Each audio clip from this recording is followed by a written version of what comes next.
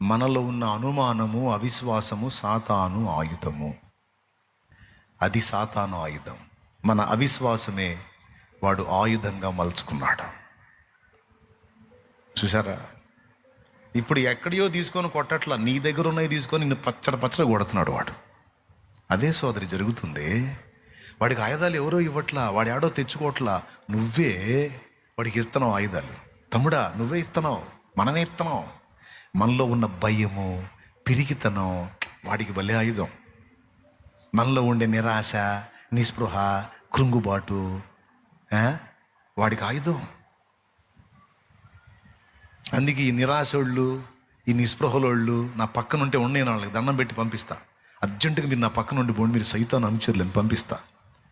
ఈ నీరసం మాటలు మాట్లాడేవాళ్ళు, ఈ ఓడిపోయిన మాటలు మాట్లాడేవాళ్ళు, ఈ దిగజారిపోయిన మాటలు మాట్లాడేవాళ్ళు, ఈ కృంగిపోయిన మాటలు మాట్లాడేవాళ్ళు, చిరాకు నాకు వాళ్ళు ఉంటే.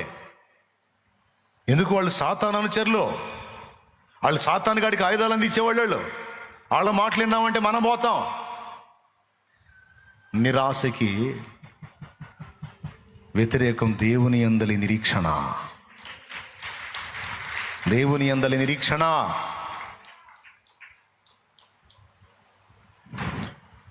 నాకు నా దేవుని మీద ఆశ ఉంది. ఈ స్థితి కాదు, ఇంతకంటే ఇంకా దిగజారిన స్థితికి వెళ్ళినా నా దేవుడు తిరిగి లేపుతాడన్న నిరీక్షణ నాకుంది.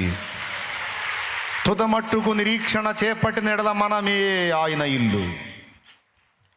తుదమట్టుకు నిరీక్షణ వదలకూడదు. మనం నిరుత్సాహాన్ని రానియకూడదు, నిరాశను రానియకూడదు.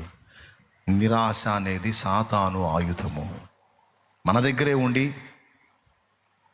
సాతానుకు అనుచరుడై, అనుచరురాలై మన మీదనే దాడి చేసి మనల్ని నాశనం చేసే సాధనం నిరాశ. పరిస్థితులు ఎంత విషమంగా మారనాయి, నీలో దేవుని యందలి నిరీక్షణ, విశ్వాసం, ఆశ చావటానికి వీల్లేదు.